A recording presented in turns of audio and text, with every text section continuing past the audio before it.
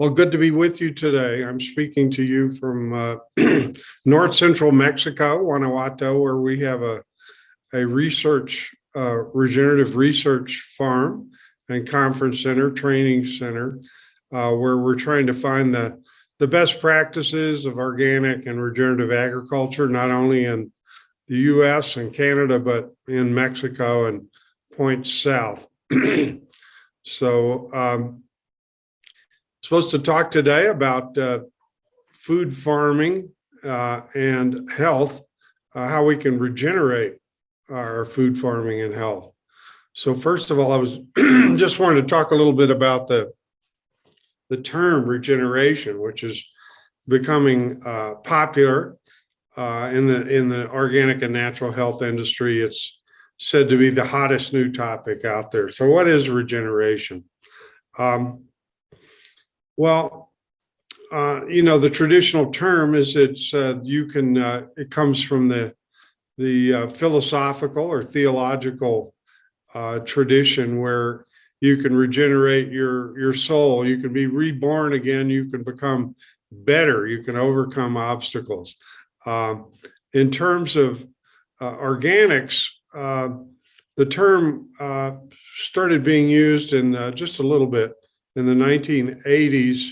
The Rodale Institute, a well-known research center for organics in Pennsylvania, one of the founders of that used the terminology. Then a group of us formed a Regeneration International movement in 2014 at the big climate march in New York City. So what do we mean by regenerative food, farming, and land use? And then I'll get into what do we mean by regenerating our health and the health of the planet. So most people are familiar with organic food and farming. Basically, most food and farming for 10,000 years were organic in the sense that we didn't use toxic chemicals or artificial fertilizers. We didn't have genetically engineered seeds. We didn't irradiate food. We didn't take the sewage sludge from our cities and spread it on farmland. All these high-tech things that are being done to our food and that are being employed in farming started mainly around the Second World War. And a group of people thought it was a good idea to use some of the technologies that had been developed in the First World War and Second World War and apply it to agriculture. They used some of the chemicals that they had used for chemical and biological warfare.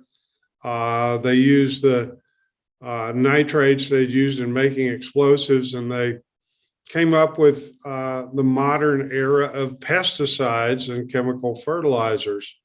And the farming system started to change, especially in Western Europe and the United States.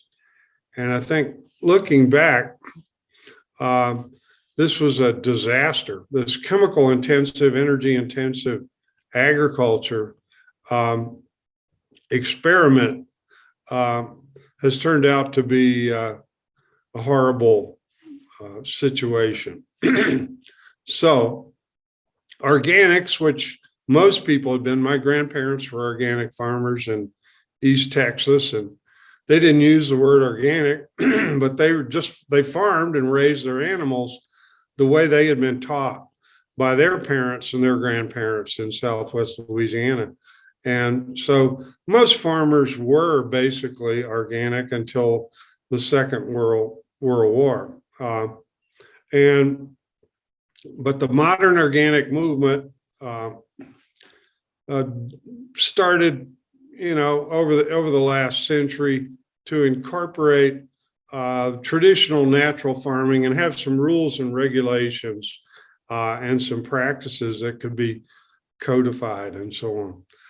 And so we had regenerative agriculture going in the US. A lot of us in the late 60s moved back to the land or or we started farming food buying clubs and food co-ops in the cities.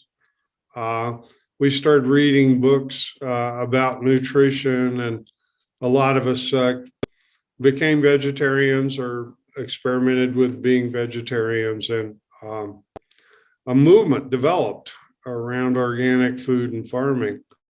More and more co-ops were established. Then you had the first actual supermarket style natural food stores developing. So organics was, a booming industry.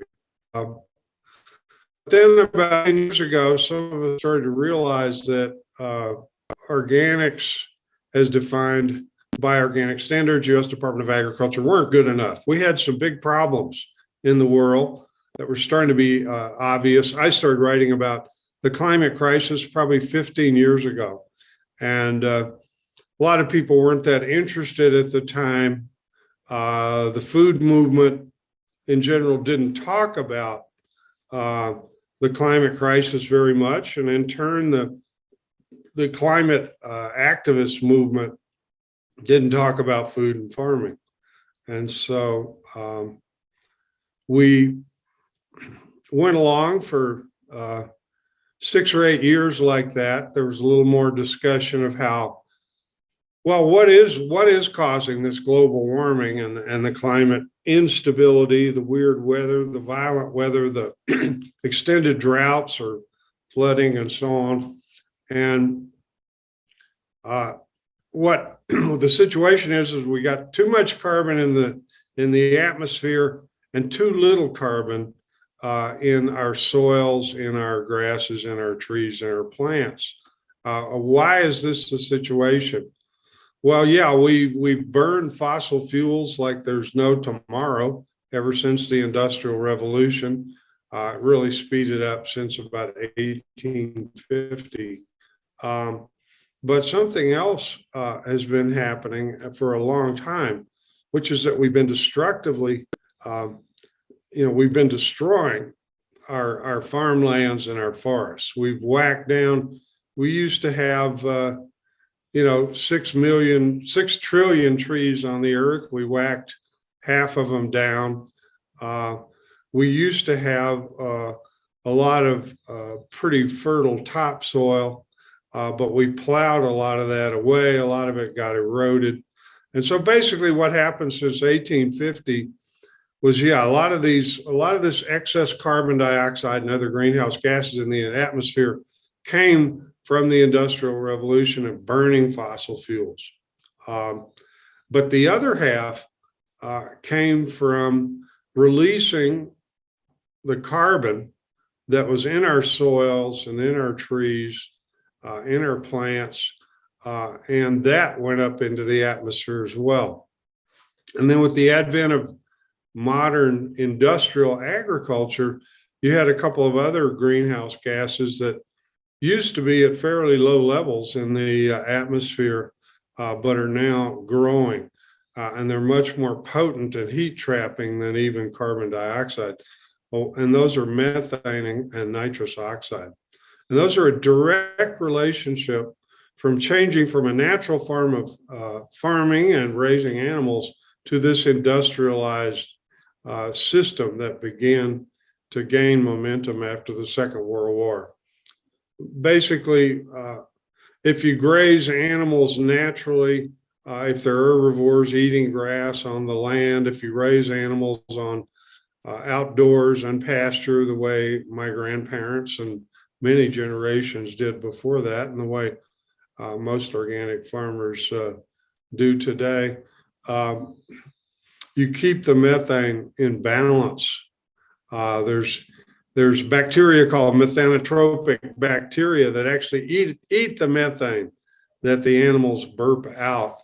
If you have healthy soil, if you have animals outdoors, natural, exercising their natural behavior rather than cooped up in a feedlot or in a factory farm.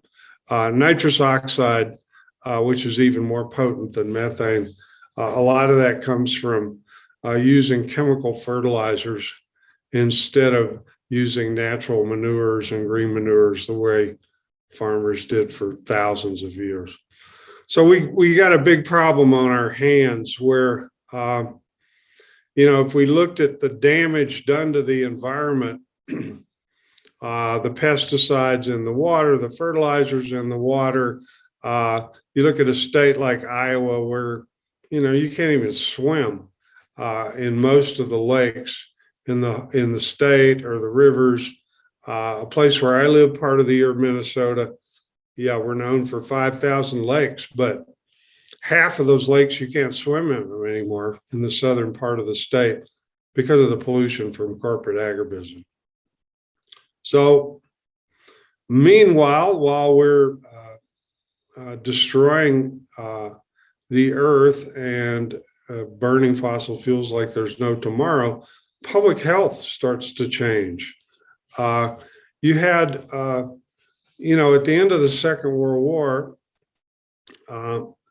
we didn't have the epidemic of chronic disease and immune disorders that we have now. I mean, right now in the United States and several other industrialized countries, or most of them, chronic disease is an epidemic, and people are, over half of the population are afflicted with one or more of these diseases.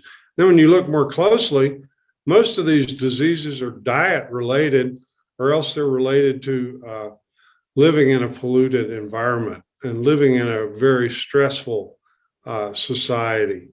So our physical and mental health chronic diseases have reached epidemic levels. And of course, everyone now is starting to realize these are directly related to the food we consume, to the purity or the pollution of the water we're drinking, to what we're breathing in and coming in contact with every day. So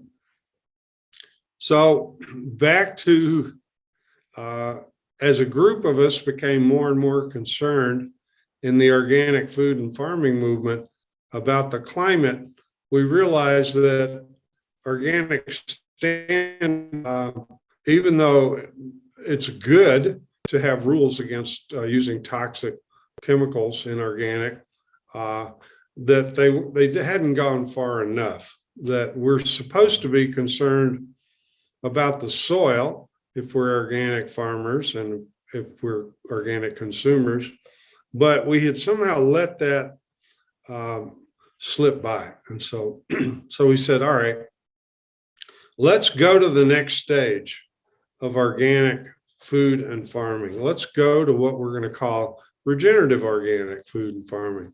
And what does this mean? Well, it means we keep all the good rules and practices that we had before. We don't want to use GMOs. We don't want to use pesticides, chemical fertilizers, sewage, sludge, and so on. But we need to start focusing more on the soil, on photosynthesis, on the climate crisis.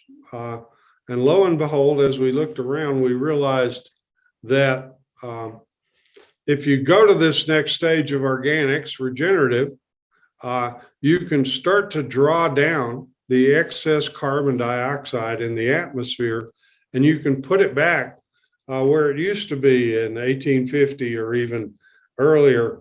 Well, where was that excess carbon dioxide before it was up in the atmosphere acting like a blanket, heating up the planet?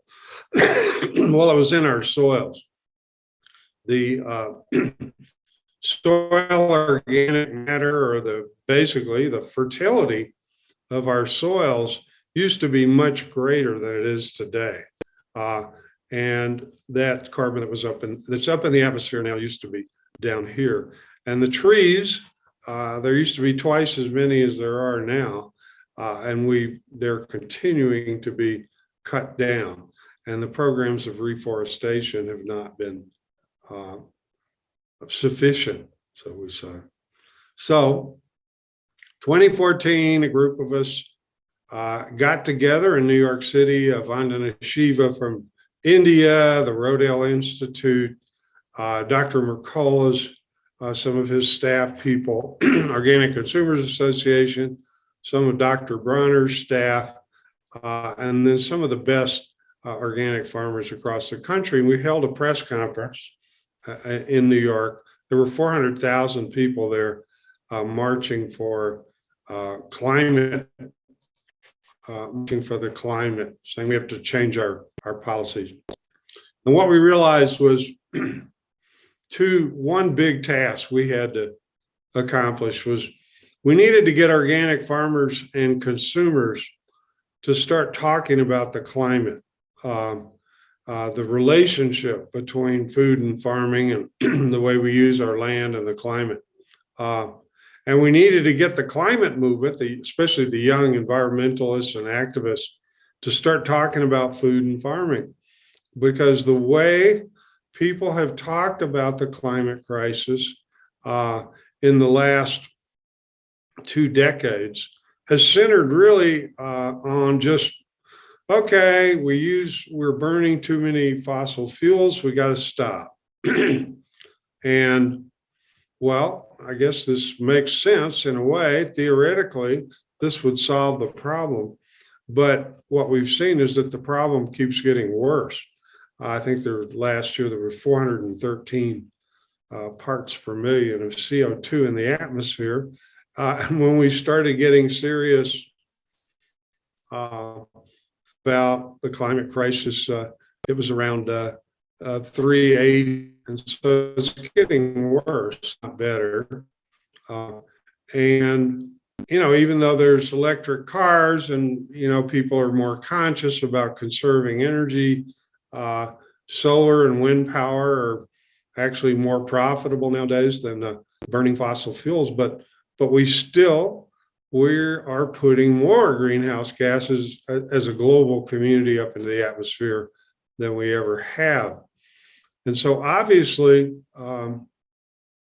and it's become so politicized, it's ridiculous. It's like, if you say the climate is, the only way we can fix this is to stop burning fossil fuels. Well, everyday people are thinking of, well, you know what, I have to drive to work and I can't afford a Tesla, an electric car. And even if I can, there's no charging stations and so on and so forth. So we're still using fossil fuels as we talk about eliminating them. And the bottom line, which I try to point out in my book, Grassroots Rising, which now, a lot of people acknowledge, is like, look, the solution to too much excess carbon and greenhouse gases in the atmosphere and not enough in our soils and trees and plants requires not only a transformation in the way we use energy, but a transformation in the way we grow our food, a transformation in the way that consumers think about food, and connecting the dots between our health emergency, which is intensifying alongside of our climate emergency and environmental pollution. We got to connect the dots between all these and solve them at the same time. So someone asked me, okay, how are we going to fix this climate problem? We're divided, Republicans, Democrats, Greens, Independents. These days we can barely talk to one another. That brief idea of a Green New Deal, which emerged in 2018, pushed really heavily by young climate activists in the US and across the world. Obviously, the idea of a Green New Deal is dead at this point. And what do we do? So I think we have to connect the dots between the issues, and we've got to connect the different movements that are now separated. In the United States today, they're very similar to the way it's been for decades, but you've got a natural health movement over here. You've got an environmental movement over here. You got a food movement over here. You got a good government or get corporate money out of politics movement over here. You've got a myriad of movements, a rainbow of movements disconnected, not talking to one another, not cooperating together. We have to change this. We're not going to solve our health crisis without solving our food crisis. We're not going to solve our climate crisis without solving our food and our health crisis.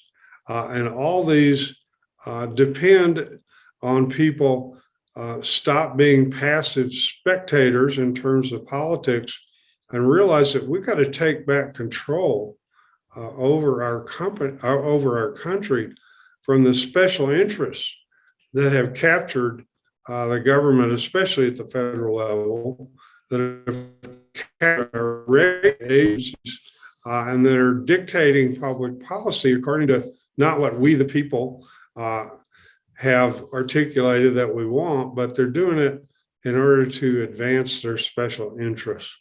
So they don't need to all be sitting down in a room conspiring to say, well, let's degenerate public health even further because we can make more money if people will eat more junk food, eat out in restaurants or order from Uber or whatever. They're not saying, well, let's see how far we can go with polluting the water. And let's see how far we can go with ignoring the obvious catastrophic weather patterns that are showing up.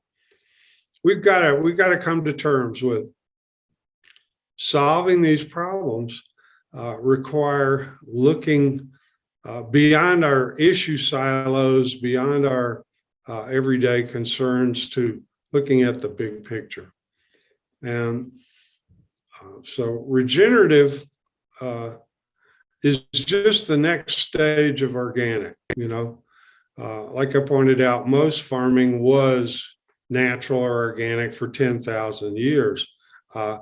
Organic is not some new invention. Organic is the way things used to be. Animal husbandry, I mean, people have been raising animals for 20, 30,000 years. They didn't raise in feedlots. They didn't inject them with hormones and feed the genetically engineered grain. They raised animals the way they should be raised. And so this experiment that we've had for 100 years with industrialized agriculture, it didn't work. This experiment we've had with factory farming animals, it didn't work. I think most people now, you look at polls, most people in the United States, whether they're rich or poor, whether they're black or white, urban or rural, they all say the same thing. They know organic food is better than cheap industrialized food. They know it's better for your health. They know it's better for the environment. Everyone knows that it's not right to treat animals, farm animals, the way they're being raised. I mean, I remember recently going to a meeting in Iowa, and I drove for 150 miles from Des Moines to Storm Lake. I didn't see one animal the whole time. Where are they? There's all these soybeans, genetically engineered soybeans and corn growing. Well, where are the animals? Well, they're all inside in confinement in these horrific concentrated animal feeding operations, as they're called euphemistically. And they're not out on the land. The reason they're not out on the land is because they can make more money, these corporations, by pinning the animals up in a way that everyone knows is wrong. So we're in a mess at this point, but we have a solution. As I lay out in Grassroots Rising, no matter how serious the climate crisis is, alternative energy is growing, solar and wind. Energy conservation is growing. Within the next 10 or 12 years, approximately half of the greenhouse gas emissions that currently come from our fossil fuel use are going to be reduced. We are going to emit 50% less carbon dioxide and greenhouse gases than we're emitting now. But that's not enough. I mean, the crisis is so intense at this point that even if we keep moving in a renewable energy situation, that's not enough. We have to draw down the excess carbon dioxide, but we got to stop putting so much up, and we got to draw down the excess carbon dioxide out of the atmosphere and put it back where it can do some good instead of damage in our soils, in our trees, in our plants. And that's what regenerative agriculture is all about. So, or regenerative food farming and land use. Okay, so what are the characteristics that are out there now? I mean, first of all, consumers are becoming more aware of the fact that we have to eat healthier food. I mean, one good thing during the pandemic, this horrific period we've gone through the last couple of years, sales of organic food have increased substantially, 10, 15% a year. Sales of nutritional supplements and vitamins have increased the largest amount in decades, I think over 20% last year. People started cooking at home at a much higher rate. I mean, Americans typically still spend half of their food dollar eating out at restaurants where I think all of us agree it's not very healthy food, it's expensive and so on. So people during the pandemic started cooking at home more. You saw a sharp increase in people reading and cookbooks and recipe books and trying to improve their cooking skills. You know, you saw it's very hard to get seeds, organic seeds for gardening the last couple of years because so many people are getting into backyard gardens and so on. So these are good signs, but there's also we're getting back to quote the normal, which is pretty abnormal now, and we'll see what happens. But we need to continue these positive trends. A lot of people have finally realized that, you know, you look at who died from the pandemic or other causes the last couple of years, it's the same as it's been for a couple of decades. People with chronic disease and poor health who typically have a history of eating, you know, junk foods or unhealthy foods, people who have a history of not getting outside and, you know, getting in the sunshine, getting exercise, people who either don't know or can't afford nutritional supplements, people who don't know about or can't afford to go to holistic practitioners and so on and so forth. These are the people that are suffering the most from our health crisis. What is, I mentioned earlier that polls have steadily shown over the last 20 years, people understand now that organic food is better for you and you know, more nutritious and so on. So why is organic? Yeah, it's a pretty big industry. It's over $100 billion. It's, you know, if you add up organic and grass-fed and, you know, organic that's certified or organic or food that's actually organic but isn't certified, you know, it's 10% of the food we buy and consume.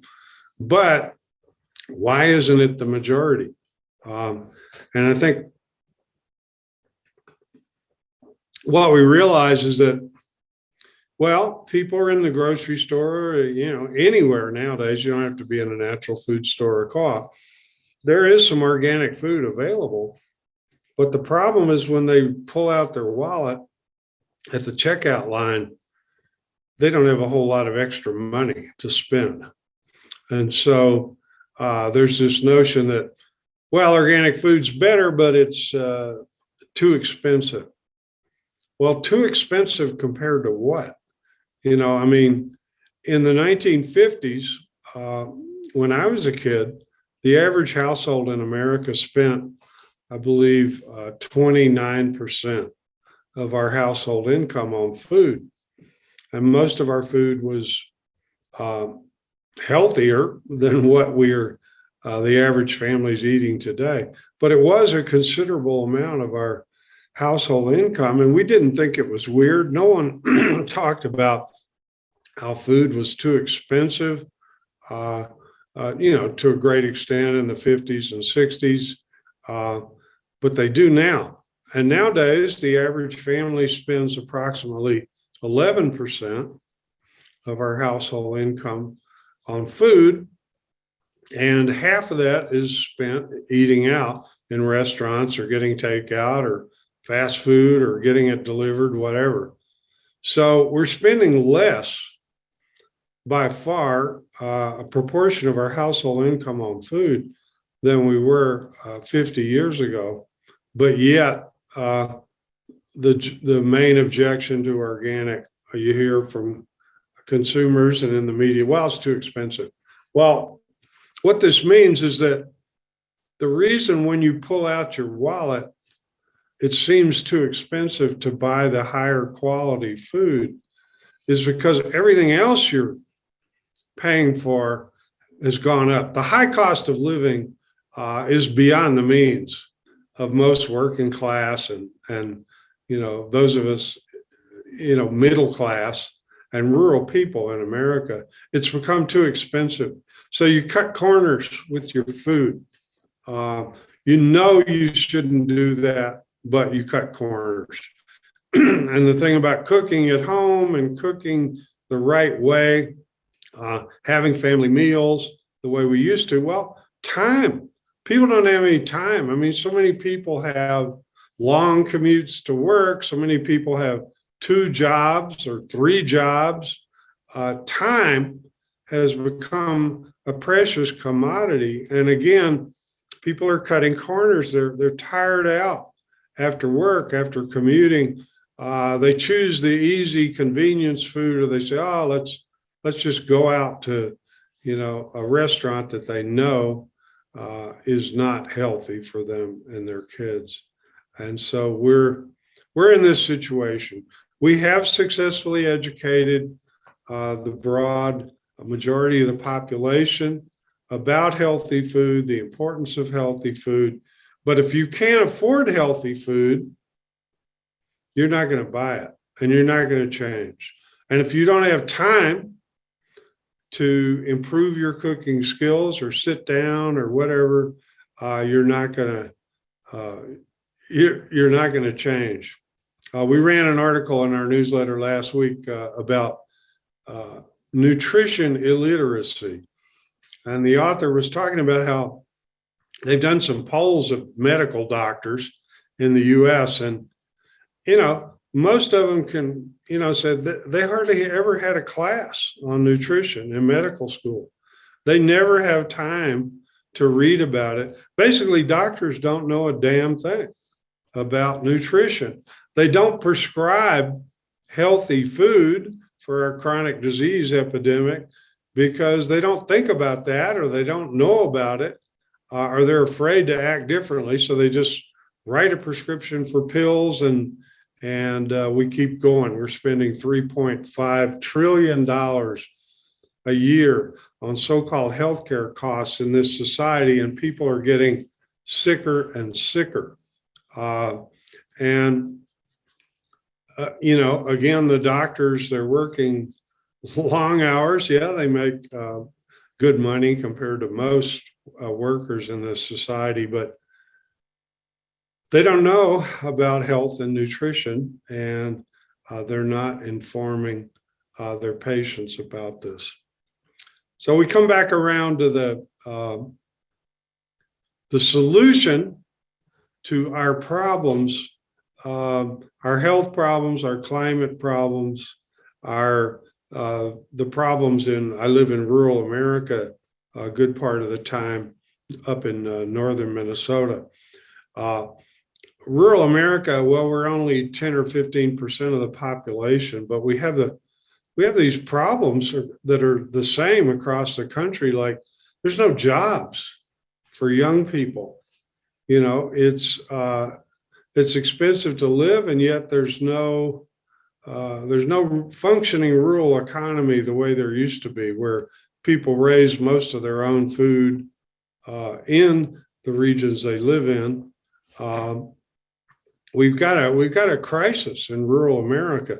Corporate agribusiness has become dominant in the rural communities that still have farming going on, and they're not producing food for people. They're producing typically commodities for the market, genetically engineered grains and corn, soybeans,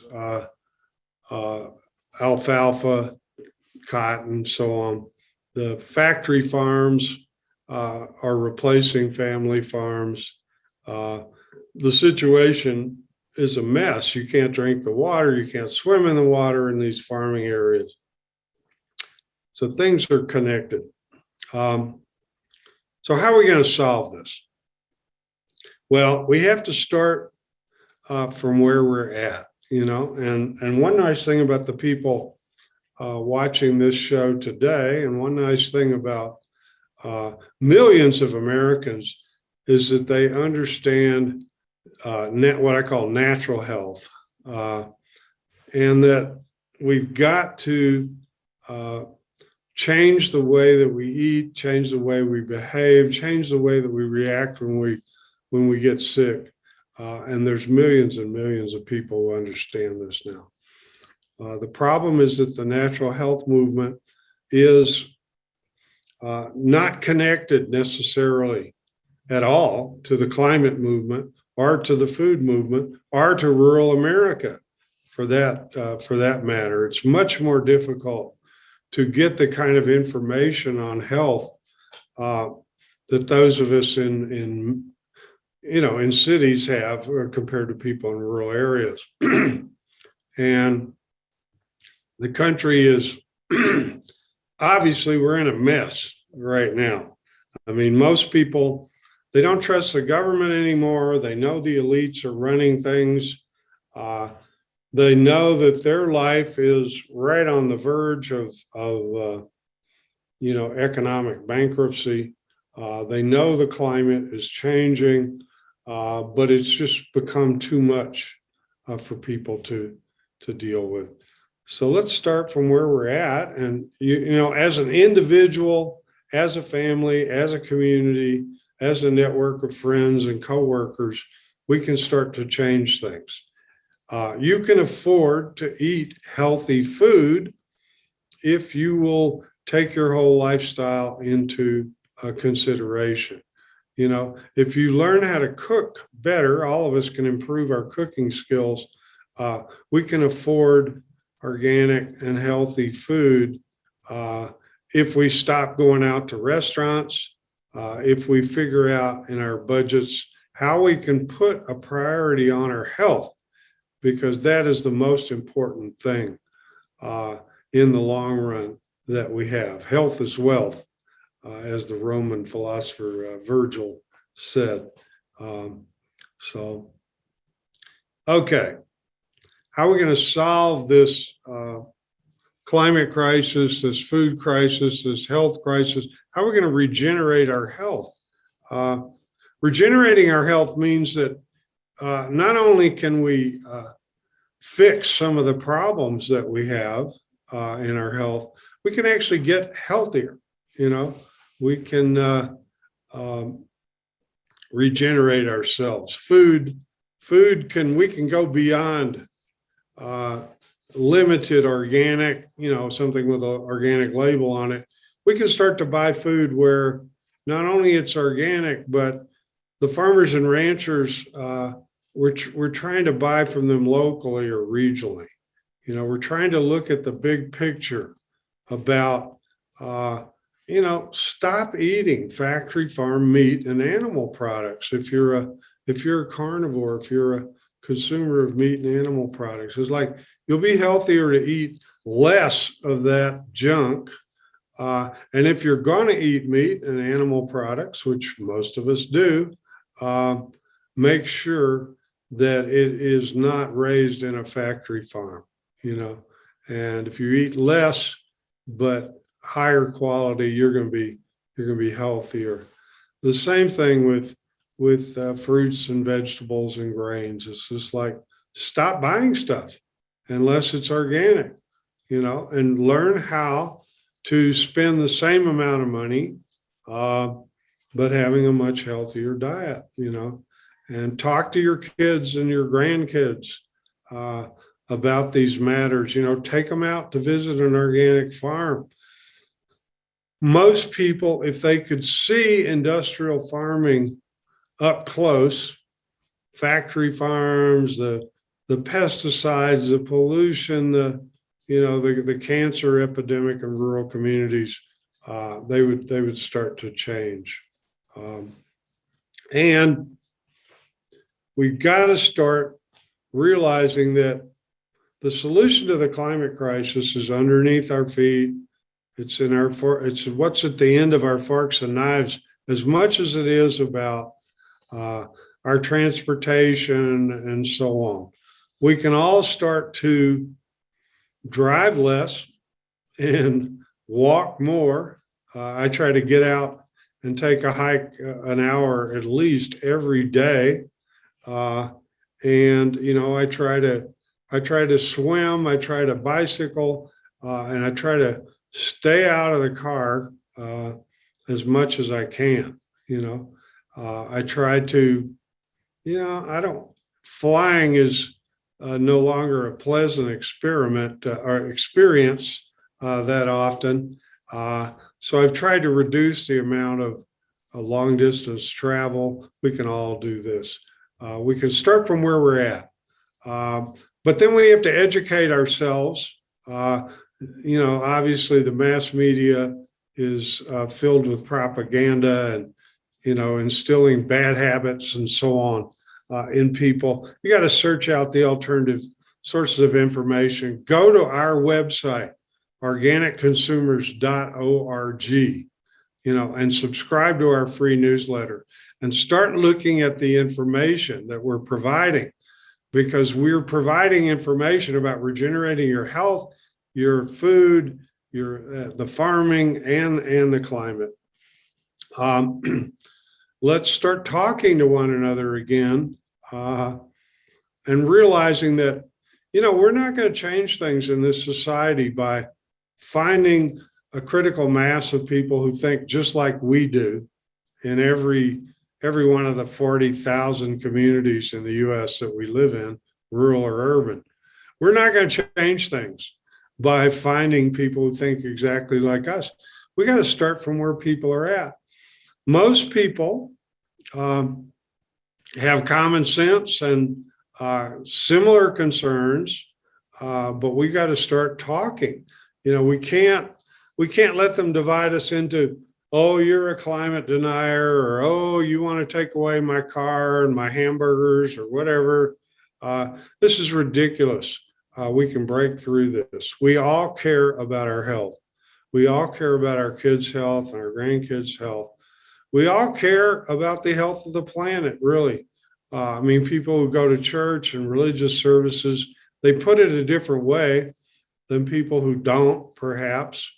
But we all get down to the bottom line of, nature is wonderful, life is great, and life can be exciting and fun. You don't have to be a millionaire to have a good life, or a billionaire to have a good life. So the practicalities of how we change farming and our food system is, I mean, basically, we need to have organic farms be the overwhelming majority, just like they used to be. We need ranching to be based on, herbivores, grass-eating animals have to be eating them. Animals need to be outside and pasturing. These are all solutions that are obvious. But what causes things to be the way they are in terms of our food, our farming, our health? What are the drivers of degeneration, which is how I would characterize most of our society and our food, farming, and health practices, versus regeneration? Well, there's 4 drivers that I talk about in my book, Grassroots Rising. The first one is public awareness and consumer consciousness. It's just like we have to educate ourselves, and we have to educate those around us. And then we have to change our buying habits, our consumption habits, our cooking habits. That's an important part of change. The second driver is we need to pay attention to the farmer and rancher and land manager and healer practitioner best practices that are out there, because they're already out there. Every community in the United States, rural or urban, has people doing things the right way, growing food the right way, raising animals the right way, cooking, serving up food the right way, looking at our health conditions and using natural health remedies and practices. Yeah, there's some use for pills or industrial medicine at certain times, but most of our health problems can be solved the way they were always solved, with natural remedies and cures and so on. So the second driver is paying attention to the alternatives that are already there. The third one is public policy. Our governments are in such disrepute these days, and I'm not just talking the US. I mean, you ask the average person in Russia what they think of their government, or ask the average person in China what they think of their government, or, everyone across the world feels the same way. Like, what's going on? How come our governments don't represent us rather than the wealthy and the powerful? What is this? We're spending Biden is saying, let's spend $871 billion for the military next year. This is more money. We're spending more money on our military than the next 10 nations combined that have big armies and, capacity to blow up the world and so on, like we do. This is crazy. This is crazy. So public policy, I think what we have to look at in the United States is like, hey, public policy is not just the White House and these 100 millionaires in the Senate and, the 435 people in the House of Representatives. It's just like, all right, yeah, the federal government is very important. But if you look at the local level, the county level, the city level, the state level, we have over 500,000 people in the United States who are elected public officials or appointed public officials. It's like 500,000. And we spend all our time thinking about these less than 500 people in Washington, D.C. We need to get involved at the local level. You want to change the health condition of our kids? Well, we got to get involved in our school districts. You want to change the way cities behave in terms of spraying, Roundup and herbicides along the roads and spraying them in parks and, acting like there's no problem with this. You got to get involved. So let's think about getting involved at the local level and starting to change policy, starting from where we're at and going up. Yes, we're going to have to change the federal government as soon as we can. but we can start to change local government and local policies right away. Okay, so we got public awareness, we got best practices, we got public policy. But what's the fourth big driver of whether we have a degenerate food, farming, and health system or a regenerative? Well, that's money. You know, money talks very loudly, louder than ever every day.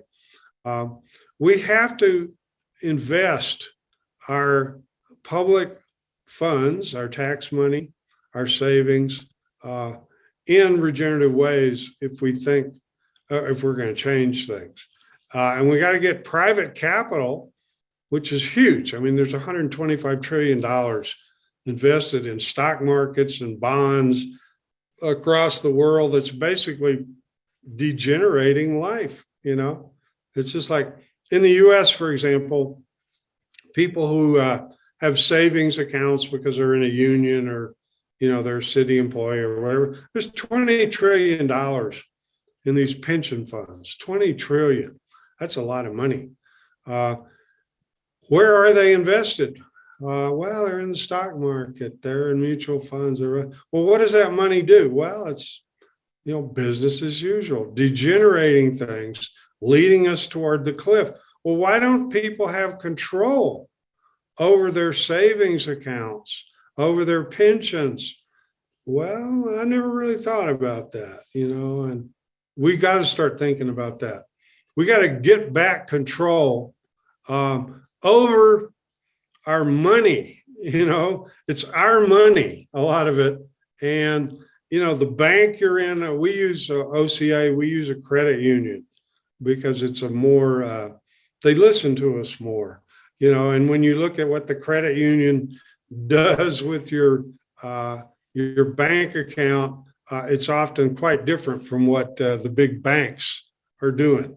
But I mean, we got to move our money out of these banks into places where we have some more control over it. And this is not, we can't just sit back and think someone else is going to do this.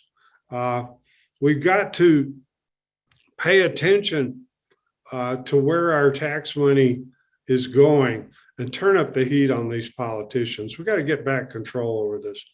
And finally, you know, the wealthy people out there, the 1% who control most of the money in the world, we need to seek out the ones that actually have some ethics and some consciousness, you know, and start talking to them.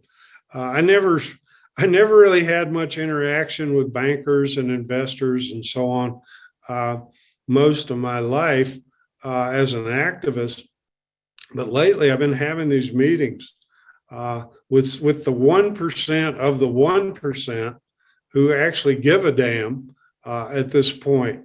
And what I'm finding is that a lot of them want to do the right thing. They're ready to invest in organic and regenerative farming practices. They're ready to invest and make donations and so on in reforesting the earth. They're ready to take a long look at things like, well, oh my God, if we supplied organic food for free to kids in school across the United States, you know, we have these breakfast programs, lunch programs for low-income kids, which is good. The problem is that the food is not good. We're not doing them any good. We're filling their bellies, but we're deteriorating their health. If you take a long look at this whole idea of food as medicine, you see that, you know what? Insurance companies and educational institutions would be better off if all of our kids had access to organic food in schools, period. There's a few school districts that do this across the US, but you know, we got, I think, 80,000 school districts in America. How many of them are providing organic food in their cafeterias? How many of them are teaching the kids how to grow food in school gardens? How many of them are, you know, getting their school staff to upgrade their cooking skills and their nutritional stuff? Very few. Okay. Do we want to be the leaders, quote, in the world in terms of educational performance of our students, the way that we once supposedly were? Well, it's very simple. Stop feeding them junk at school. Okay. You look at something else, like people on Medicare, Medicaid, people who get food stamps, it's just like the overwhelming majority of healthcare expenses in this country are people in situations where, have you ever noticed what kind of food people eat in nursing homes? Have you ever noticed the kind of food that you can buy, for the most part, starting to change, but with food stamps, it's just like, this is crazy. Why aren't we feeding our elders in nursing homes the highest quality food there is, so that their health can improve, and that their lives can improve, and I think there's been analyses lately where hospitals, insurance companies see that, what, we would reduce healthcare costs in America if we simply provided organic, nutritious food to people on food stamps, in Medicare, receiving Social Security, and so on. And can you imagine the boost it will give to local food, to local farmers and ranchers? And if everyone starts to get involved, in this could begin to regenerate the whole society. And it makes sense economically. What we're doing now does not make sense. It's like serve up crap for everyone, make organic seem so expensive you can't afford it, and then have the highest healthcare costs in the world, twice as high as any industrialized country, and our health situation is the worst. We were the world leaders in the pandemic, in people who died, where it said on their birth certificate one of the cofactors was COVID, or we're the world leaders in terms of obesity, in terms of heart disease, in terms of cancer, in terms of all these diseases that used to be, it really, since in 40 years, our chronic disease has doubled. And now most of our kids have a chronic disease as well. In the current generation, they've noticed, well, IQs have fallen 7%. And our kids and grandkids now have a lower life expectancy, less life expectancy than we did. And just look around. Look at what the kids are going through. We closed their schools. We made them wear masks. We made them afraid to hug people. We made them terrified of strangers, and now they got to look at a world, like my son told me recently. He said, he's 24. He said, Daddy, he said, like, all the young people, it's just like they can't figure out, how are we going to survive? They're working their ass off at their jobs and going to school or whatever, and they can't make ends meet, and they don't see that the adults are trying to deal with these crises that are out there. Wars raging over, what the hell is going on? We have to sit down with the people of Russia and China and Europe and all the countries of the world and come to terms with these crises that are pressing down on all of us.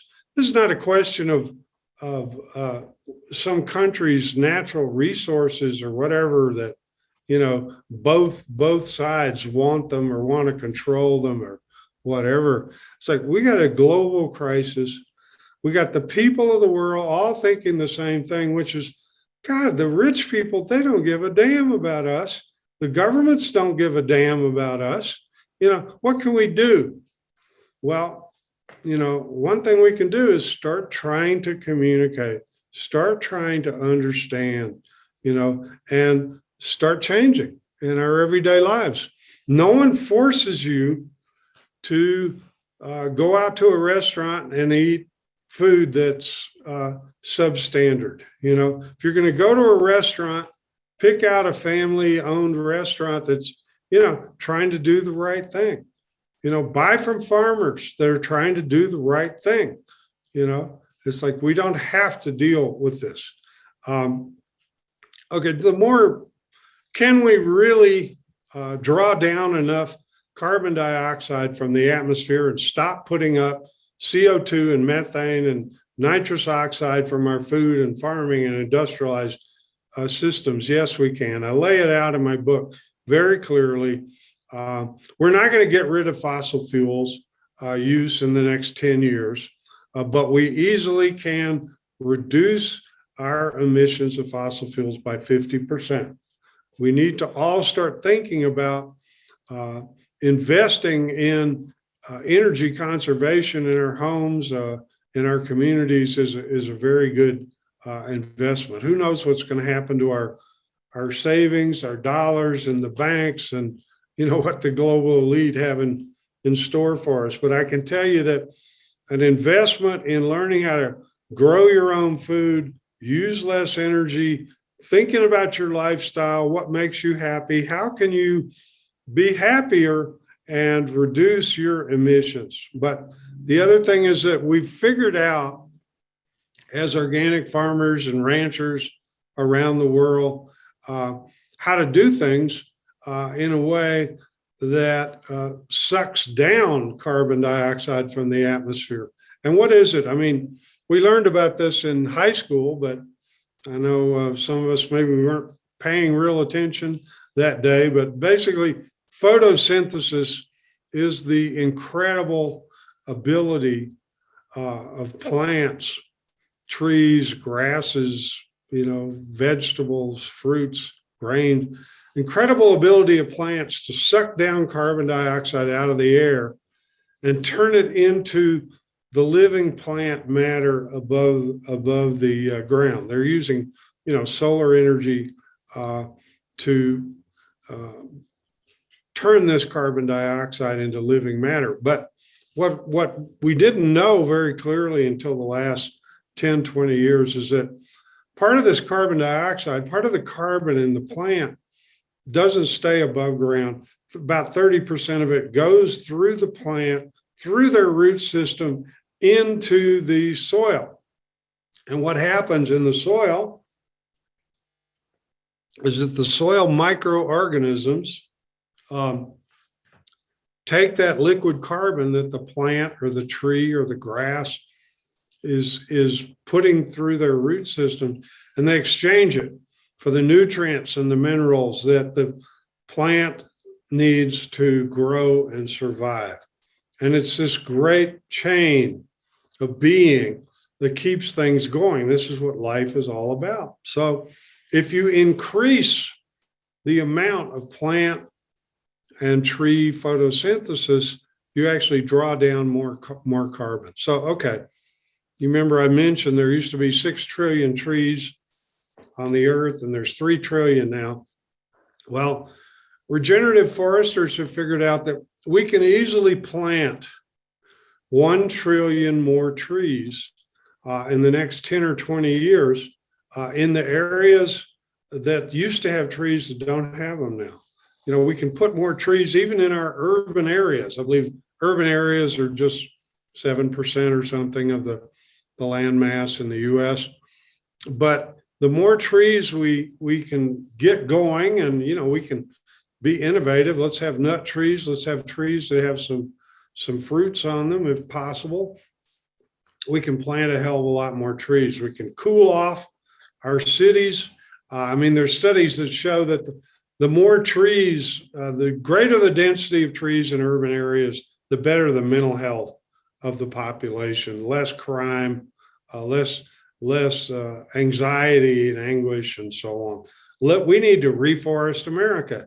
It's like that great legend of Johnny Appleseed has got to come back. This is a lot of what I do right now. It's like I plant thousands and thousands of trees with our team here in north central Mexico, to using native species to plant trees that can benefit farmers, ranchers, people in general. And we are going to, we say we're going to green the desert. 40% of the Earth's surface is semi-arid or arid, in the sense that it's pretty much impossible to grow crops without irrigation. And most small farmers in the world, there's almost 600 million small farms. Most of them don't have access to wells and irrigation, and they're not going to. So we got to do this. So anyway, I'm a supporter of the Trillion Tree campaign that some young people in Europe have started spreading across the world. We got to reforest. As I point out in my book, this will take care of 25% of the problem in the United States, is simply to take better care of our forests, replant, and add trees into the landscape where they need to be, where there aren't any. For example, a lot of the farming areas of the Midwest. The kind of agriculture you have, if you graze animals on perennial grasses that have deep roots. I mean, when the Europeans got here a couple hundred years ago, the Great Plains of the United States were covered with perennial grasses that had 15-foot deep roots in some cases. In other words, it was covered with perennial grasses that were sucking down and keeping in balance a lot of the CO2. Well, what did we do? And we had, what kind of animals did we have? Yeah, well, we had millions and millions of wild animals when while the indigenous people were the stewards of the land. But as the Europeans arrived, the refugees from economic and political chaos, we had, 60 billion buffalo roaming. But how did these animals weren't in factory farms, cooped up, the elk and the bison and the antelope, the deer, the bears, the beavers, it's like they were out there in nature doing their natural thing, eating the grasses, the herbivores, defecating and so on.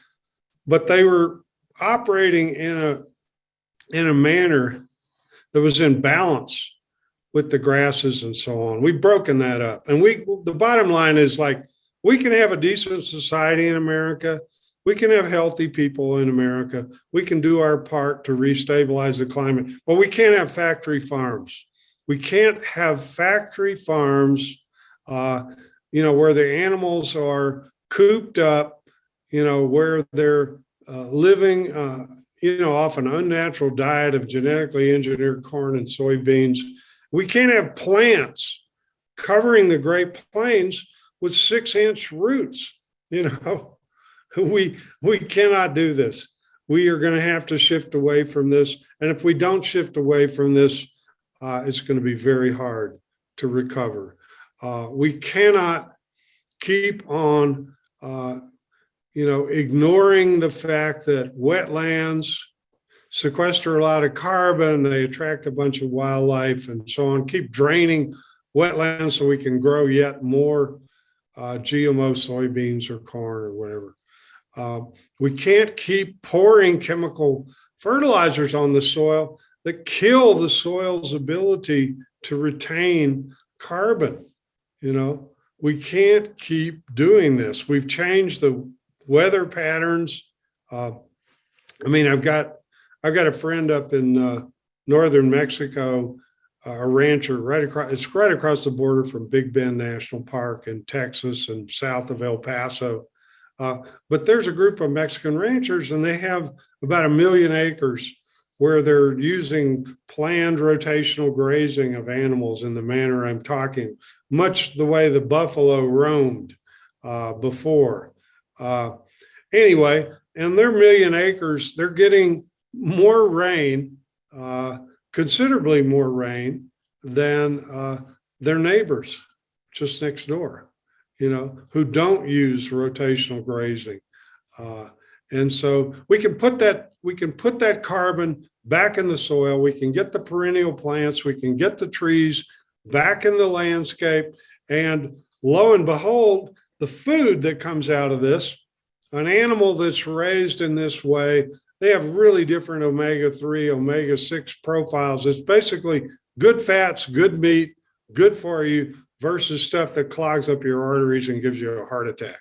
So if you want to keep eating factory farm meat, you should educate yourself to what it's doing to you, how cruel it is to the animals, how it's destroying the environment, polluting the water, and why, so that you can eat 2 hamburgers a week instead of 1. We need to spend, we can spend the same amount of money for meat and animal products that we do now, but we need to go for quality and humane production and local and regional.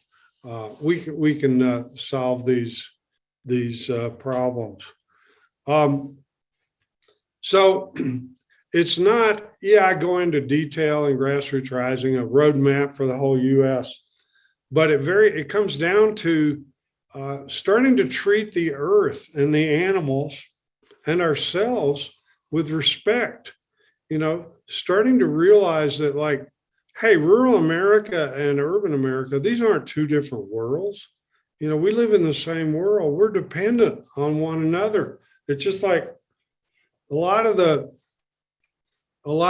so-called progressives I know think that rural people are backward and they don't understand, and they are subject to falling under the influence of demagogic politicians and so on, like Trump and so on. And a lot of rural people I know, like my neighbors, they think that urban people have lost their minds, that, things are spiraling out of control, that the people who produce their food are considered second-class citizens and ignorant and so on and so forth. The bottom line is, look, you don't have to love everybody, in order to sit down with them and come to grips with the things that we all want to change. You're not going to get everyone to agree on everything. We got to agree to, let's look at the big issues that we all care about: our health, our food, our farming, our kids, whether we're going to wake up to a mushroom cloud tomorrow because we had a goddamn nuclear exchange. Well, it was an accident. We didn't really think it was going to happen. No, it's just like, let's get real about this. We live in one world, we live in one country, but we start from the community where we're at, and we can do this. And the natural health community needs to come to grips with the fact that there's a lot of people in the country who could benefit from what we know, but they've never heard about it. They don't have access to the information. They don't have any money. You want to go to a homeopath or an acupuncturist or a, massage therapist in rural America. Well, it's not quite as simple as it is in urban America. We've got to start to realize that we got to make our information and our practices available to everybody. That's how we can bridge this gap. We got to realize that it's just like, I hear this all the time. Oh, organic food costs so much money. Well, and then I ask the question, well, all right, how are we going to cut the cost of organic food? You mean let's pay the farmers less, the organic farmers and ranchers, for what they're doing now? Is that a good idea? I mean, first of all, they're not making very much money. Family farmers and ranchers who farm organically, they're living on less money than most of us in urban areas. So, okay, so you can't cut corners there. You want them to what? Reduce organic standards so it's cheaper. You want to just hand it all over to Amazon and Whole Foods and them so that they can make it cheaper. It's like, It's not a question of organic food should always cost what it costs the farmer and rancher and producer to do it right. The cost should never go below that. If anything, organic food is underpriced, but I'm not talking about processed organic products at Whole Foods and so on and so forth. I'm talking about the basics of organic that you can buy, that you can cook from, that you can make healthy food with. Okay. The problem is the other parts of the economy. It's like we need a population when they pull out their wallet at the grocery store to see that, yeah, I got enough money to buy the best food there is for myself and my family. If they don't have that money in their wallet, that's an issue for us. Natural health proponents, organic food proponents, it's just like if people can't afford to do the right thing, they're not going to do the right thing. And this is an issue that all of us have to address. So getting back to, why in the hell don't we have free organic food produced by local and regional producers in every school in America? I want someone to answer me that question. If it's going to benefit all of society, benefit our kids, benefit the environment, benefit farmers and ranchers, why don't we do it? We can easily afford this if we get our priorities straight. And we're going into some intense times right now. I mean, we're coming out of an intense time, but we are not going to survive, as a civilization, if we don't make these big changes. We have to regenerate our health, regenerate our food, farming, and our land use. And, as you've seen in my remarks here so far, we got to regenerate our politics and our democracy, our spirits. It's like this is a big battle that is starting to be ever more obvious. And it's just like, I can't solve your problem for you. You got to solve this, and we have to solve these together. We've got huge numbers of people. Like, look in the United States, 100 million people at least are buying organic food occasionally or regularly. 100 million people. That's a lot of people.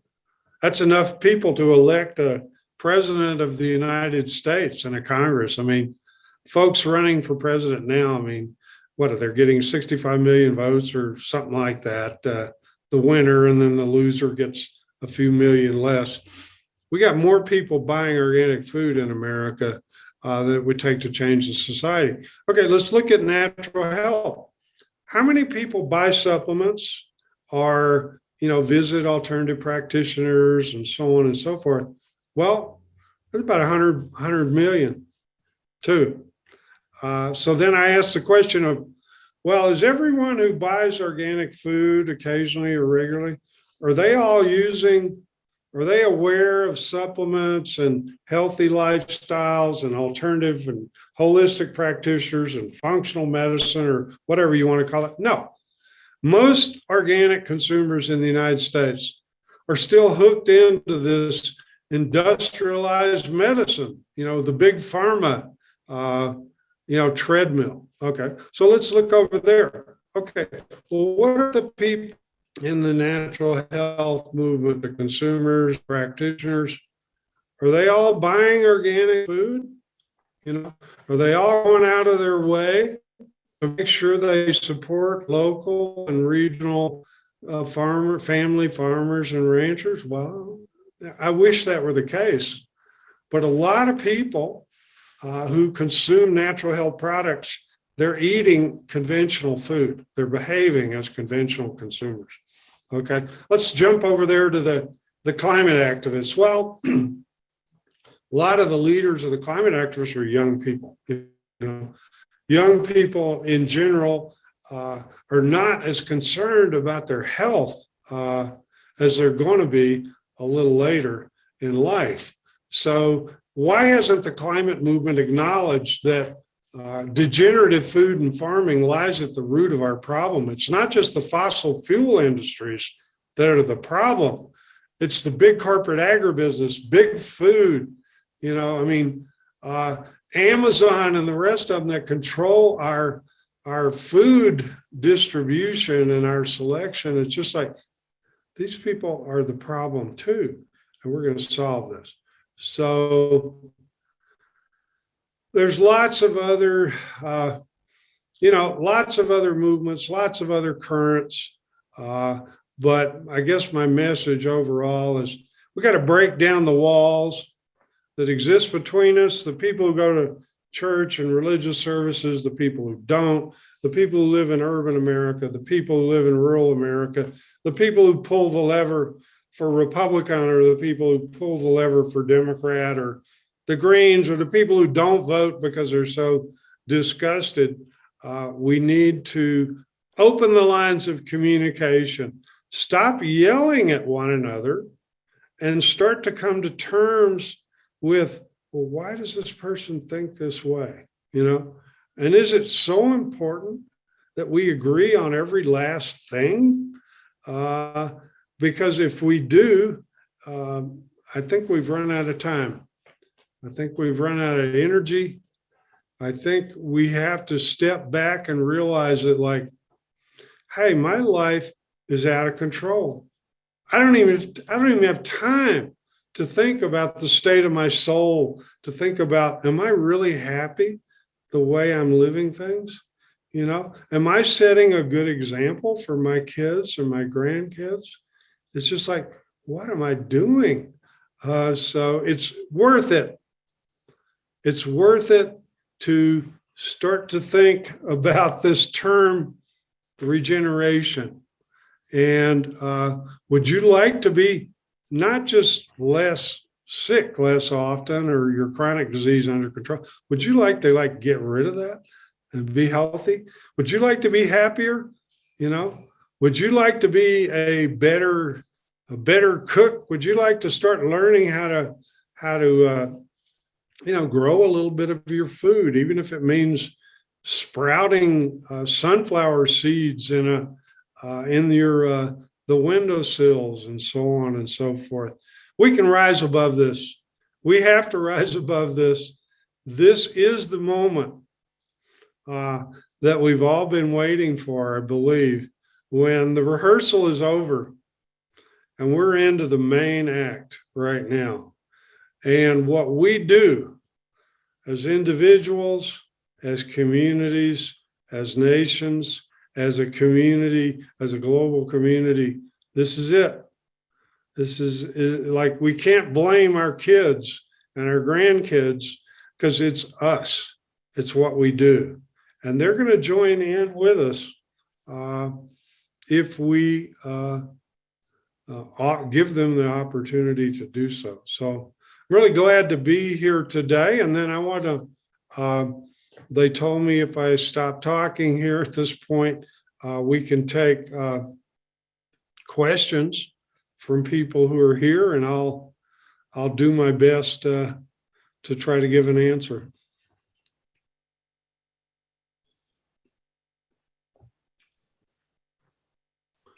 So I don't know who's. Yep. All right. Yeah. So Hi, welcome. Thank you, John, for stepping in, and thank you, Ronnie. So I had a problem unmuting myself. I don't know what happened there, but Ronnie, I'm Ben. I'm with The Real Truth About Health, and wow, thank you for this very thought-provoking presentation. I know many of us have a lot of thoughts around this. I'm starting to see some raised hands come in, and so before we jump into our live Q&A, I just wanted to make sure that everybody knows, again, where's the best place to reach you, buy your book? What does that look like? Where should we send people? Yes. I didn't mention much about my latest book with Dr. McCullough, The Truth About COVID-19, because there's so much censorship I didn't want to get this program kicked off the air, but that's the book that came out last year, Truth About COVID-19. It was a bestseller for quite a while, but the interesting thing is not one review. No one ever called me from the mass media for a review. No newspaper reviewed it. No independent bookstore would carry it. So that should tell you a little bit about the book. But Grassroots Rising came out 2 years ago, and it came out, unfortunately, right as COVID was hitting. So I was in the middle of a book tour in the Southwest, and, I had to cancel the tour and so on. So those are the two latest books I've written. But every week you can read Organic Bites, the newsletter that I'm the editor and primary writer for. That's for free, that comes out. And then every day, we have 1 million people on Organic Consumers Association Facebook. We have to censor what we say there a little bit, or they'll kick us off. But there's a lot of good information on regeneration, regenerating health on that. And we got a new campaign we're launching called Regeneration Health International that'll be of interest to people as well. Excellent. Excellent. Thank you very much for that. And so, we'd love to do a live Q&A with you. I want to make sure that everybody here understands how we go about that here at The Real Truth About Health. And so before we take questions, I'll tell everybody how to do that. I already see one raised hand, which is great. We typically do not take questions directly from the chat box. We ask everybody to raise their virtual hand. And in case you don't know how to do that, you look down at the bottom of your Zoom screen and you'll see different tabs. And one of those tabs is called your Reactions tab. Click on your Reactions tab. You'll see a few emojis pop up, and one of them says raise hand. And you click on the raise hand function. We will see your hand raised, and we're going to take raised hands in the order in which they come in. And with that, I'll call your name and I'll unmute you, and you'll be ready to ask your question for Ronnie. So with that, Ronnie, if you're all set, I'll bring in our first question. Yes. Excellent. Thank you. And so I'm going to unmute Kaylee. Welcome, Kaylee. Hi, and thank you for this wonderful, wonderful, wonderful lecture. It fills my heart and my hope. One thing is, how do we get onto your newsletter list? And the other is there a list of organizations for planting trees, home gardens, things that we can get in touch with and hopefully circulate to nearby schools that they may get involved? Yes, well, we have a vast website, organicconsumers.org and then regenerationinternational.org. And we have lists of allies and so on both those sites. We also have what's called a regenerative farm map that might interest you, and on the regenerationinternational.org site, where you can find local farms and ranchers and projects that are, both organic and regenerative. So they're censoring a lot on the internet nowadays, but you can still use search engines to find a lot of information. So I think that more and more people are looking. We're recovering from the pandemic now, and we're looking for, well, where do we go from here? And I think people are really happy now to start to reconnect, and now's the time. So, and you can send questions in directly to our websites, and our staff and myself will try to answer specific questions. So you can find that information, organicconsumers.org and regenerationinternational.org. And of course, we recommend a lot of other of our close allies, especially Mercola.com. Dr. Mercola's site is a wealth of information on natural health, as are others of our allies, Alliance for Natural Health, the Children's Health Defense. There's some tremendous organizations working on all these issues that are starting to connect the dots between food and farming and natural health.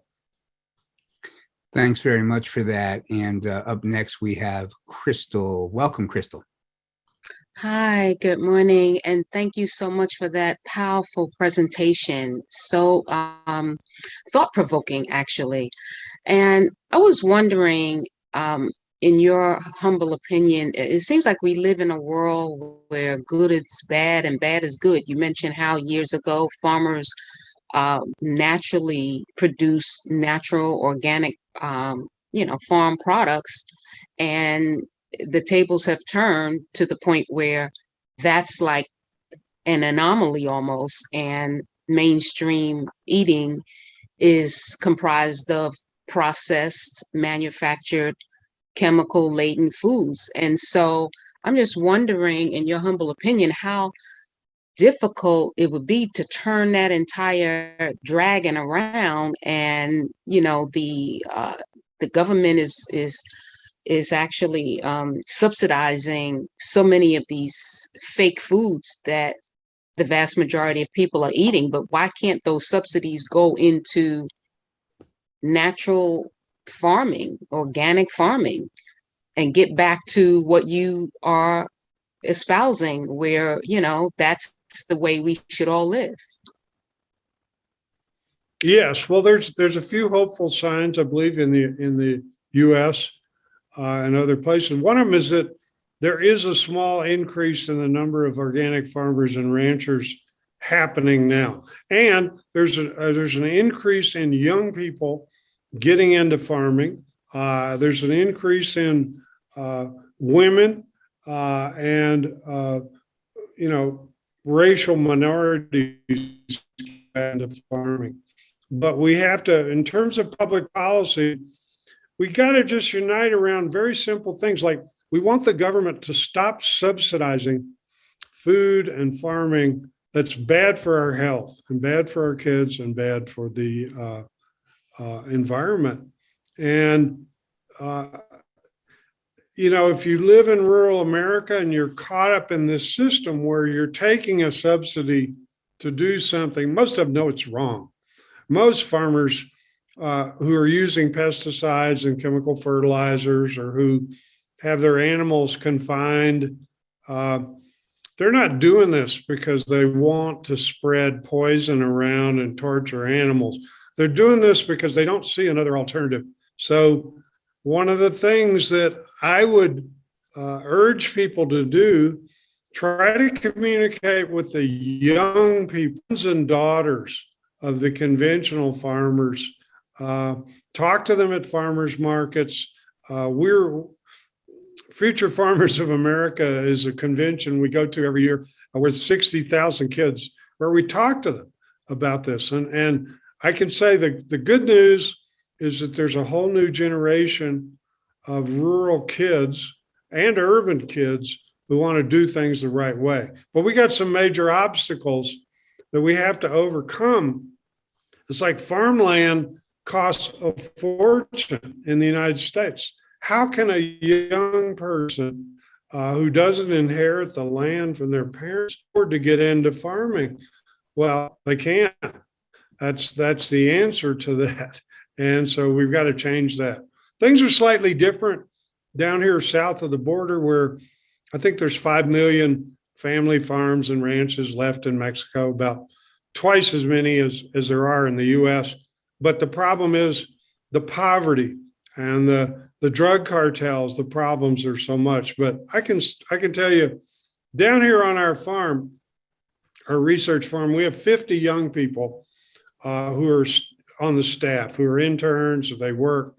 And once they begin to learn techniques, realize what their grandparents taught them was actually the right thing, that their parents haven't been able to make it as farmers because it's impossible for small farmers.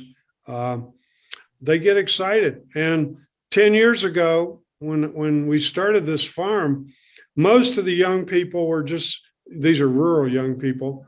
They were thinking about, okay, when can I get out of here and cross the border legally or illegally to Texas or New Mexico and get a job where I can actually make some money, And what we've seen is that young people, when you give them an opportunity, they don't want to leave their home communities.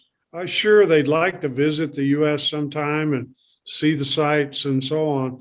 But if you can make a living, and if you can feel good about yourself, and if you can feel like you're doing the right thing, they're going to stay. So you look at this problem of immigration, in the U.S. It's just like so many problems. You pull on one side and say, let's build a wall, let's keep all these desperate people out. And then you got other people who are, well-meaning and humanitarian who say, well, let's just let everyone in, and it's just like, as a society, we're not going to be able to agree on either one of those two alternatives, and what we've got to realize is like the solution to the problem of forced migration in both in Europe and in the United States is rural poverty.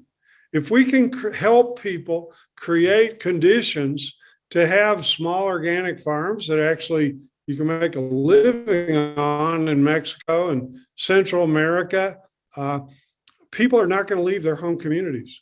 That is the only solution. And people would come back from the United States. So many of our farm workers in the US, well, they crossed the border illegally at one point. So they're up in the US, they're making some money, they're sending money back to their families, but they can't go home. If you cross the border back to visit your family and you don't have immigration papers, you stand the chance that you're maybe never going to be able to get back. And so that's just so clear that we could solve these kind of problems if we will look at the root, solution, and be humanitarian about this. I mean, we don't want to condemn the people of the world to permanent poverty, but we also we're not doing people a favor to encourage them to just leave your family behind and come to the US. We'll give you a job. We like you to come to the US because we can pay you less and because you work hard. No, that's not the solution. The solution is to look at things holistically. Most of the carbon that's going to be sequestered over the next decades that's going to make the difference to where the planet has a stable climate or not is going to be sequestered south of the border in the southern hemisphere, and how they farm and how they produce food and how they raise animals and how they either restore or keep cutting down their forests and turning semi-desert into desert. This is going to determine the climate. What happens in Africa, what happens in Mexico and Latin America, what happens in the Caribbean, what happens in South Asia is going to determine our future in the Northern Hemisphere. So we need to pay attention to this. We need to get beyond the stereotypes, that are so horrific. If you've ever been to the border, the Texas border, or if you've been to the border down in southern Mexico where all the Central Americans are coming across, it breaks your heart to see.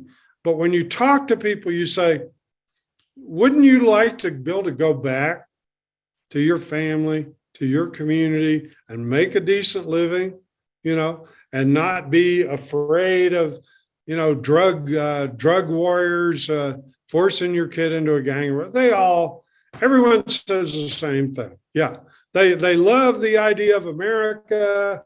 They love the American dream. They'd like to visit at some point, but they don't want to just pick up and leave their families behind and come here like we're thinking. And so that's one of the issues that's so clear cut, where people are fighting over solutions that aren't going to happen, that aren't real. And almost everything you look at is like that. It's like the Ukraine right now. It's like you can paint Putin as the bad guy, or you can paint the neo-Nazis in Ukraine as the bad guy, but that's no solution. It's just like, we got to come to terms with the fact that we cannot have wars. We cannot have fighting over natural resources threaten, everyone. And I think we can there is a consensus there if we will start communicating. Thank you very, very much for all of that, Ronnie. And with that, we're going to move on to our next question, which is coming in from Andrea. Let's see if we can, I've just asked you to unmute. Let's see if that works. Andrea, stay with us. There we go. Hi, Andrea. Hey, thank you, Ronnie. You really inspired me, and you put fire in my heart. I want to go to help. I want to join a CSA community, buy my vegetables, because, like when you buy organic vegetables in a store, is it really true organic vegetables, fruit, organic? I'm basically vegan. I am vegan, and I stay away from meat. And plus, I was raised on a farm, and I'm in my 70s. So, the farming was better back then. They didn't have this here, industrial farming. And what about the industrial fish? Isn't that just as bad as the corporate beef? Thank you, Ronnie.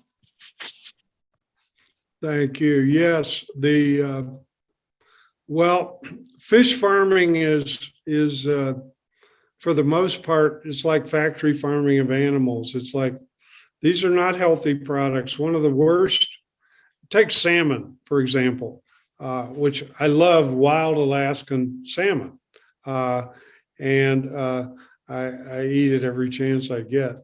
But when you see salmon in the grocery store or on a restaurant menu, you don't know what you're getting. Most of the time, what you're getting are factory farmed, fish farmed salmon that have been sprayed with pesticides, that are being fed, rendered animal protein, that are one of the unhealthiest foods there are. But when you ask, if I'm in a restaurant in the US and I ask the waiter, well, I see you have salmon on the menu. Is that wild Alaskan salmon, or is that fish farm? Well, they don't know.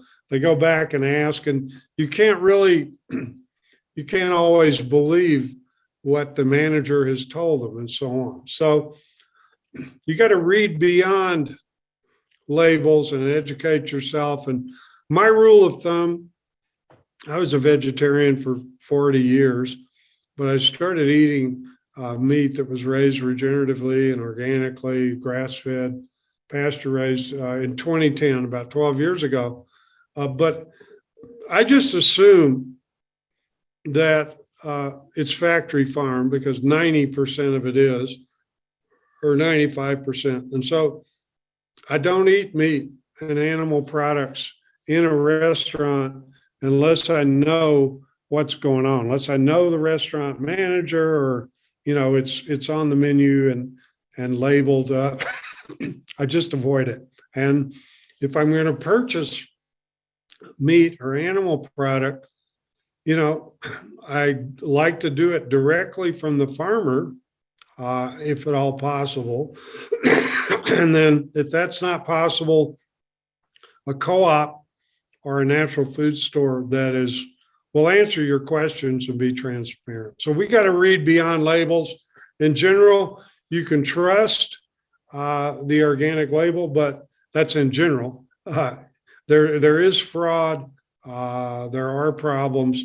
That's why, if you can get to know your farmers and ranchers, get involved in CSAs, go to the farmers market. It's fun going to the farmers market. Talk to the people, visit the farms, start to grow a little bit yourself.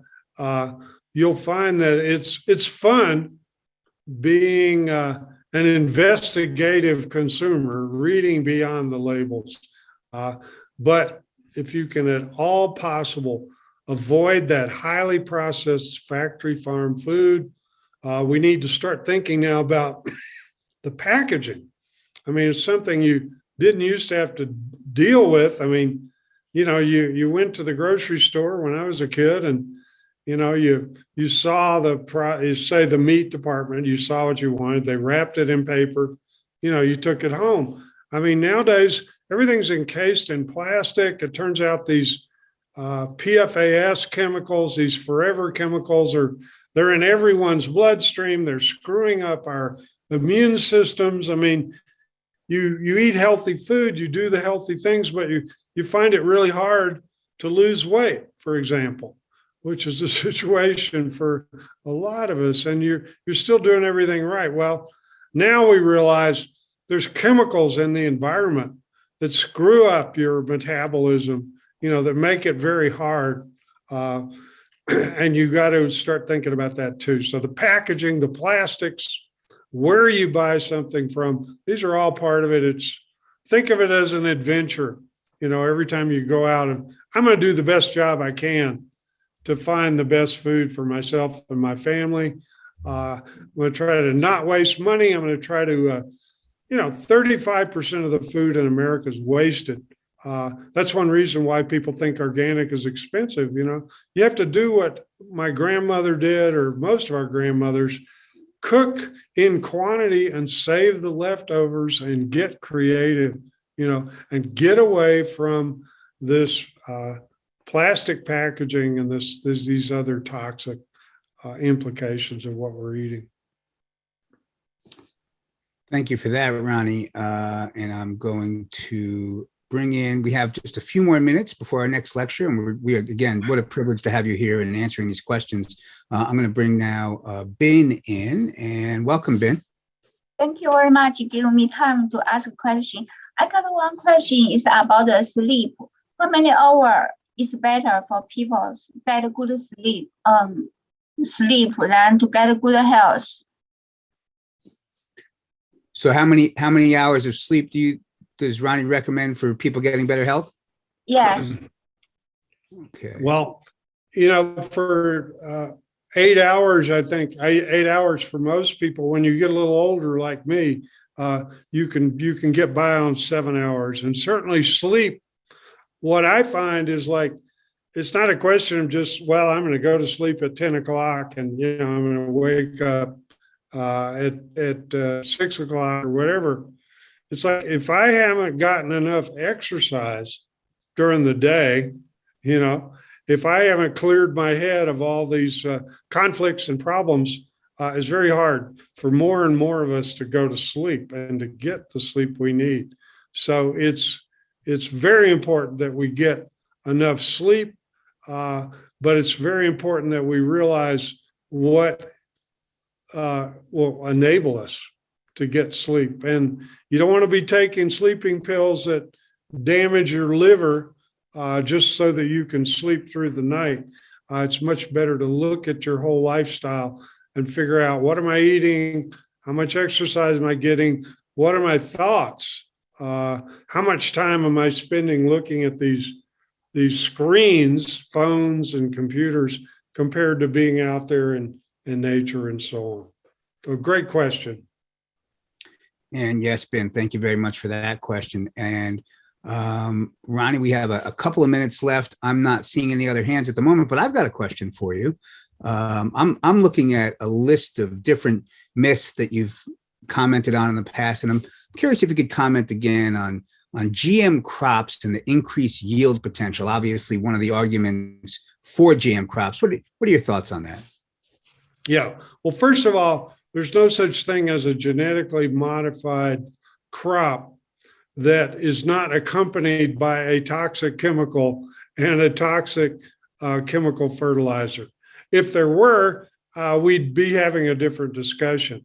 But if, say, a GMO cornfield can produce more corn than an organic cornfield, well, I mean, that, you look at, but what about the pesticides that were sprayed on it, the Roundup that got into the water that then you consume, or so on? And you don't want to have monoculture. You want to have a variety of different foods produced in that. So it's like Vandana Shiva says, you want to look at nutrition per acre, not yield per acre, and you don't want poison in that yield. So I talk about genetically engineered crops and the toxic chemicals that always accompany them. And if someone wants to tell you that's a good idea, well, they're going to have to explain the toxic chemical part and the chemical fertilizer part. And they can't do that. They point to misleading statistics that have no meaning. Most GMOs are not used for human food at all. They're used for ethanol. They're used for food for animals in factory farm confinement. They're used for things like high fructose corn syrup from sugar beets, or that you don't want to be eating at all. So the GMO issue it's going to continue to rage. Don't be tricked into the idea of fake meat, lab meat being better for the environment, or not toxic to your health compared to real meat. Yes, stop eating factory farm meat and animal products today. You'll be better off. But if you're going to continue, which most people will and should for their health, to eat meat and animal products, make sure it's organic or grass-fed or regenerative, or where it's coming from, and try to get into a relationship with that animal. It's like I deal with our farm animals every day. It's part of what keeps me going. They're such beautiful creatures. You want them to have the very best life that they can. If we're going to sacrifice an animal so that we can survive, we owe it to that animal that they had the best possible life ever, that we're going to use every ounce of that animal, and that we're going to realize that, hey, when we die, we're going to be food for the little animals too. And it's a great chain of being. And we need to respect each and every living being on the universe, including those little critters in the soil that determine our climate stability and that determine the nutritional value and trace elements to survive. Thank you, Ronnie. Thank you very much for sharing everything that you did here today. Means so much to so many of us. And I saw a late question come in. Unfortunately, we are out of time for our Q&A at this point. So again, I just want to thank you very much for being here with us and sharing your thoughts. And, I know I'm not the only one that wants to thank you. So I'm going to invite our tech team to unmute our audience. And everybody, what would you like to say to Ronnie Cummins? Thank you.